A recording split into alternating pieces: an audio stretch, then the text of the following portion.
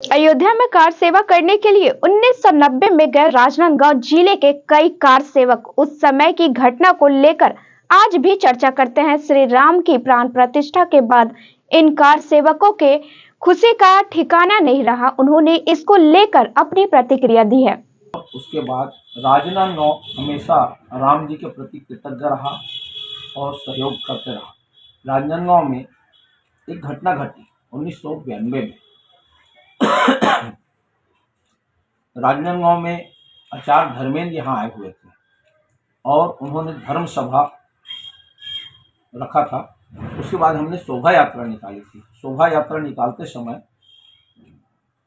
बसंतपुर थाने के आगे जुलूस नहीं जाएगा, यह विवाद। यहाँ एक नवनियुक्त कलेक्टर प्रवेश शर्मा आए थे। उन्होंने अपनी जिद पे अड़े रहे और हम लोगों ने ये जिद किया कि नहीं, हम आगे जाएंगे, किसी भी धर्म का हो या कहीं भी हम जाएंगे। हमने कभी राजनांदगांव में ऐसा कोई वातावरण नहीं पड़ा, लेकिन उन्होंने केन चार्ज किया। केन चार्ज करने से राधे श्याम जी शर्मा बाबा, जो खादी भंडार के नाम से जानते थे, उनको बहुत चोट आई, गंभीर चोट आई और उनको अस्पताल ले जाने का पूर्ण बलिदान दिया। ऐसे ही हमारे मोती पार का एक साहू जो है, यहाँ से राजनांदगांव से गया था, वो मिसिंग है, आज तक उनका पता नहीं।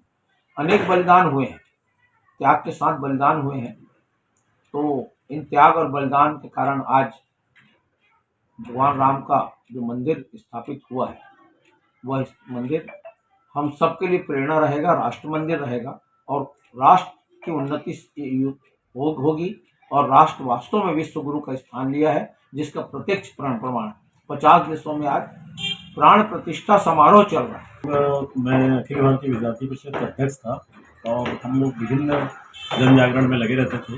अभी राष्ट्रीय विहित और बजरंग दल आदि संगठनों से आदेश हुआ कि अयोध्या के लिए कुछ करना है, उसके लिए समितियाँ बनाई गई। तो श्री राम कार सेवा समिति का छत्तीसगढ़ में गठन हुआ, जिसके जिला महामंत्री विष्णु साहू जी बनाए गए और राजनांदगांव जिले से हम लोग लगभग 150 लोग दुर्ग सारनाथ एक्सप्रेस से रवाना हुए। रवाना हो के यहाँ से जब हम लोग पहुँचे तो कटनी के पास ट्रेन रोक दी गई थी। केंद्र सरकार, उस समय वीपी सिंह की सरकार थी और उनके निर्देशों पे कार सेवकों को रोका जा रहा था ताकि अयोध्या पहुँच नहीं पाए।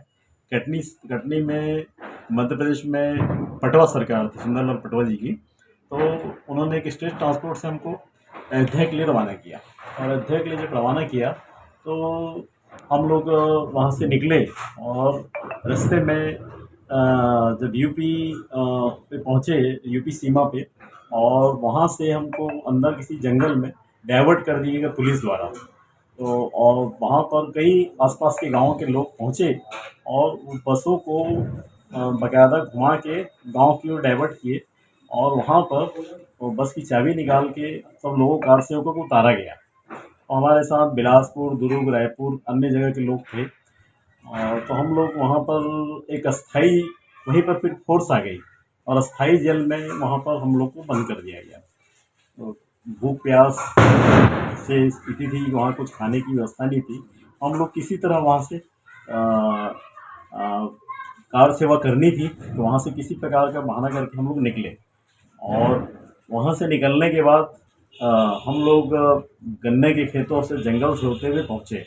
रास्ते में गांव वालों ने हमारा, जहाँ हम रुके, कई जगह खिचड़ियाँ बन रही थी, कई जगह सब्जी और रोटी बन रही थी।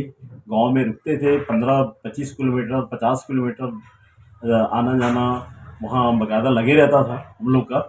और उस दौरान हम ये देखते थे कि लोगों के मन में कार सेवकों के लिए और प्रभु श्री राम के लिए एक अलग ही उमंग, जुनून और जोश था।